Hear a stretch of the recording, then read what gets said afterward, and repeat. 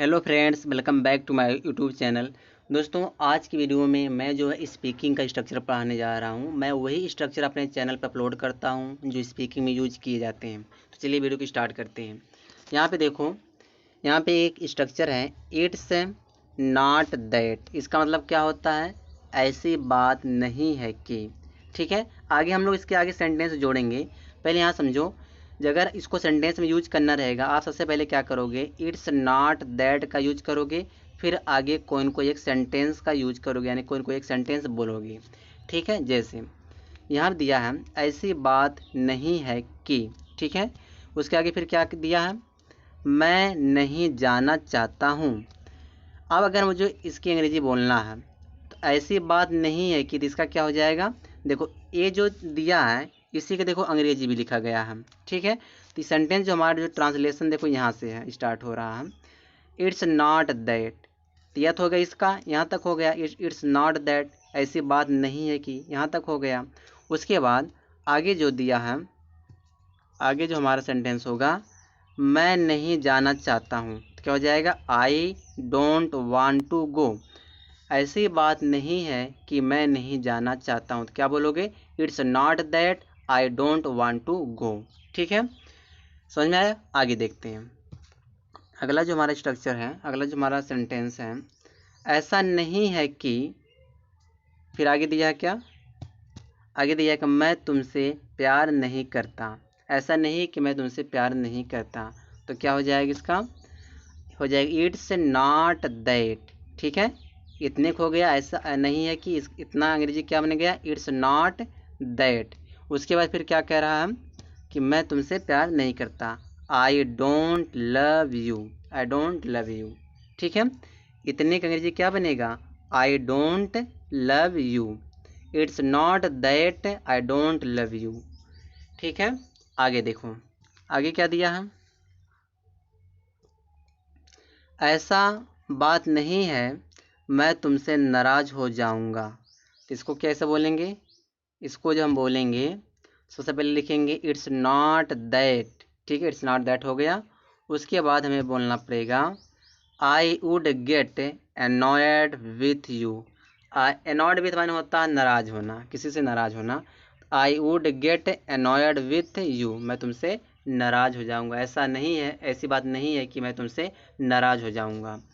फिर आगे दिया, देखो आगे यहाँ दिया है, ऐसी बात नहीं है, अगर तुम जाना चाहते हो तो जा सकते हो। अगर हमको ऐसे बोलना कि ऐसी बात नहीं कि अगर तुम जाना चाहते हो तो जा सकते हो, तो कैसे बोलोगे?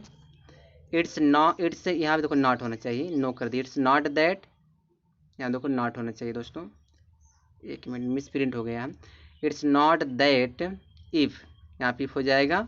उसके बाद यहाँ क्या हो जाएगा? You want to go, you can go. ठीक है, चलिए आगे देखते हैं अगला स्ट्रक्चर क्या हमारा है। ये जो स्ट्रक्चर जो दिया हम, इस स्ट्रक्चर को आप नोट करिए, उसके बाद इस पर आप बोलने का प्रैक्टिस करिए। ठीक है, चलिए आगे देखते हैं। अगला जो स्ट्रक्चर हमारा है, वह स्ट्रक्चर क्या है दोस्तों? Will have to.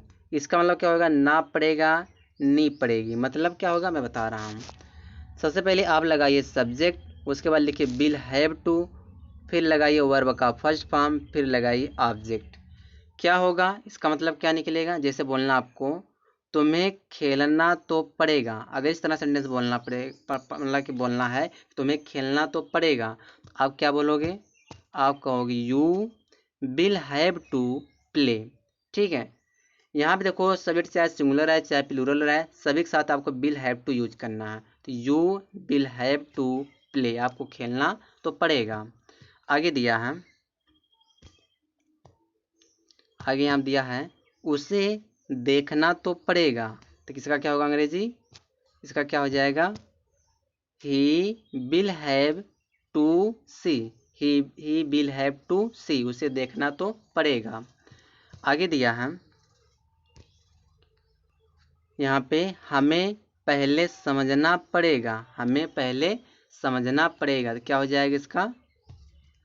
We will have to understand before, we will have to understand before, हमें पहले समझना पड़ेगा। ठीक है, आगे दिया है आपको नाचना पड़ेगा। अब इसको कैसे बोलेंगे, आपको नाचना पड़ेगा तो you will have to dance, आपको नाचना पड़ेगा। आगे दिया है उसे सीखने ही पड़ेगी, उसे सीखने ही पड़ेगी, तो क्या हो जाएगा, she will have to learn, she will have to learn हो जाएगा। ठीक है, आप विल हैव टू का प्रयोग कर सकते हो, जहाँ पे पड़ेगा या ना होगा इस तरह से अगर सेंस आता है तो आप विल हैव टू का प्रयोग कर सकते हो। आगे देखते हैं अगला जो स्ट्रक्चर हमारा है वह स्ट्रक्चर क्या है। देखो यहाँ दिया गर्ली, गर्ली का मतलब क्या होता है, लड़कियों वाला, लड़कियों वाली, लड़कियों वाले। ठीक है, जैसे कैसे बोलेंगे, किस सेंस में बोलेंगे, सब पहले समझो।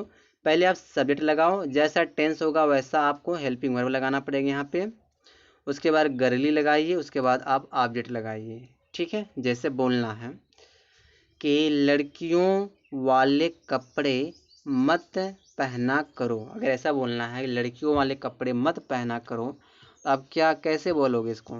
आपको ये तो इम्पेरेटिव सेंटेंस है, तो आप लिखिए पहले don't wear girly clothes, don't wear girly clothes, समझ में आया, लड़कियों वाले कपड़े मत पहना करो।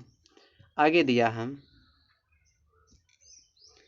तुम लड़कियों वाले टी शर्ट क्यों पहनते हो, या प्रेजेंट इंडेफिनिट टेंस है। फिर यहाँ क्या हो जाएगा, इसका अगर मैं ट्रांसलेशन करूँ तो क्या होगा, तो why do you put on माने पहनना, why do you put on girly clothes, why do you put on girly clothes हो जाएगा।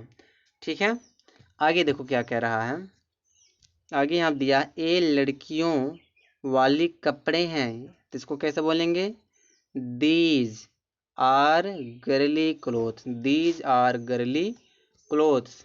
फिर से बोलना है ए लड़कियों वाली जूते हैं, तो क्या हो जाएगा, दीज आर गर्ली शूज। ठीक है, दीज आर गर्ली शूज हो जाएगा। तो आप गर्ली का यूज कर सकते हो अगर आपको लड़कियों वाला सेंटेंस बोलना है तो। ठीक है, चलिए आगे देखते हैं। आगे देखो, मैं इस वीडियो में टोटल 5 स्ट्रक्चर लाया हूँ। देखो यहाँ क्या कह रहा है, वाई डोंट यू, इसका मतलब क्या होगा, तुम क्यों नहीं। सेंटेंस में कैसे बोलोगे, जैसे बोलना है कि तुम सोते क्यों नहीं, तुम सोते क्यों नहीं, तो इसको कैसे बोलेंगे, why don't you sleep, why don't you sleep, तुम सोते क्यों नहीं। फिर से बोलना है तुम जाते क्यों नहीं, कैसे बोलोगे, why don't you go, why don't you go, तुम जाते क्यों नहीं। आगे से बोलना है आपको तुम खेलते क्यों नहीं, तो क्या हो जाएगा, वाई डोंट यू प्ले, तुम खेलते क्यों नहीं। फिर बोलना है तुम पढ़ते क्यों नहीं, ठीक है, तो क्या हो जाएगा, वाई डोंट यू स्टडी, तुम पढ़ते क्यों नहीं। ठीक है, तो ये सारे जो सेंटेंस जो मैं स्ट्रक्चर लाया हूँ दोस्तों इस वीडियो में, सब ये स्पीकिंग में यूज किए जाते हैं, बोला जाता है। हमारा जो लास्ट स्ट्रक्चर दोस्तों है यह देखो है वाट बड्डी। वाट बड्डी माने क्या होता है, क्या यार। ठीक है, आप बोलते हो ना क्या यार, तुम भी ऐसा काम करते हो, तो आप क्या बोलोगे, वाट बड्डी बोलोगे। ठीक है, जैसे यहाँ बोलना क्या यार तुम भी परेशान करते रहते हो, तो अब देखो क्या हो जाएगी इसकी अंग्रेजी, वाट बड्डी पहले लगाइए, उसके बाद कामा लगाइए, what buddy you keep bothering me, you keep bothering मैंने तुम भी मतलब तुम भी परेशान करते रहते हो। आगे देखो क्या यार तुम बहुत ही आलसी हो, तो क्या हो जाएगा, what buddy you are very lazy, what buddy you are very lazy, तुम बहुत आलसी हो।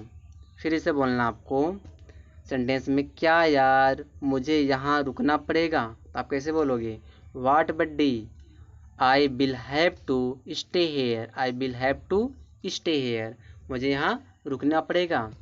आगे दिया है दोस्तों, क्या यार तुम भी बदल गए, ये सेंटेंस बहुत लोग बोलते हैं, क्या यार तुम भी बदल गए, तो क्या हो जाएगा, what buddy you also changed, you also changed माने होता तुम भी बदल गए। बस दोस्तों, मैं इस वीडियो में टोटल 5 स्ट्रक्चर लाया था। और वीडियो पे नए हो तो चैनल को सब्सक्राइब कर लो, क्योंकि आपको इस चैनल से बहुत सारा स्ट्रक्चर सीखने को मिलेगा।